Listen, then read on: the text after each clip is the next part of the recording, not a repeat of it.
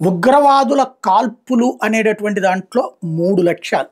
Number 1, భారతదేశంలో హిందువులకి ఒక భయం సృష్టించడం.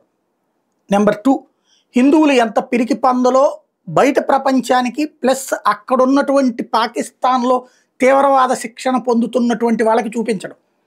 అయ్యా నన్ను వదిలేసేయండి, మా బిడ్డను వదిలేసేయండి, మేము కల్మా చదువుతాం, ఇట్లా మాట్లాడారు అంటే చూసారో వీళ్ళు ఎంత వెదవలో అని చెప్పేటటువంటి ప్రయత్నం. తద్వారా వాళ్లలో చైతన్యం తెచ్చి మరికొంతమందిని తీవ్రవాదులను తయారు చేయడం, ఇది రెండో ఉద్దేశం.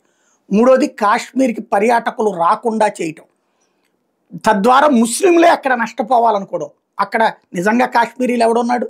ఎప్పుడో తరిమివేయబడ్డారే.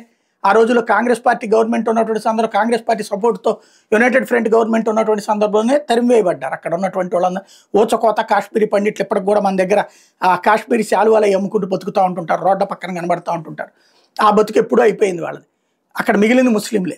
అయినా ఎందుకు చేస్తున్నారు ఇట్లాగంటే, వాళ్ళ ఇప్పుడు ఈ 5 నెలల పాటు ఫుల్ సీజన్, మార్చి, ఏప్రిల్, మే, జూన్, జూలై దాకా వాళ్ళకి ఫుల్ బిజినెస్ ఉంటుంది. ఒకటి, అక్కడికి సందర్శకులు పెద్ద ఎత్తున వస్తుండటం, కోట్లాది మంది. రెండో పక్కన ఈ టైంలో పెద్ద పెద్ద పార్టీలు అవి కూడా పెట్టుకుంటుంటారు అక్కడ. అంటే పార్టీలు అంటే రాజకీయ పార్టీలు కాదు, మన ఎంజాయ్మెంట్ చేసేటటువంటి పార్టీలు అవి కూడా. వాటితో కోట్ల రూపాయల డబ్బులు అక్కడ సర్క్యులేట్ అవుతాయి. ప్రతి ఒక్కడు మినిమం ఓ 2-3 లక్షలు సంపాదించుకుంటాడు ఈ టైంలో. ఈ డబ్బులు ఏడాది పొడుగునా వాళ్ళకు ఉపయోగం. ఎందుకంటే మిగతా టైంలో అక్కడ మంచు, ఆ గొడవల మధ్యలో వాళ్ళు అక్కడ కష్టం. కాబట్టి ఈ 5 నెలల సంపాదనే వాళ్ళకి ప్రధానం.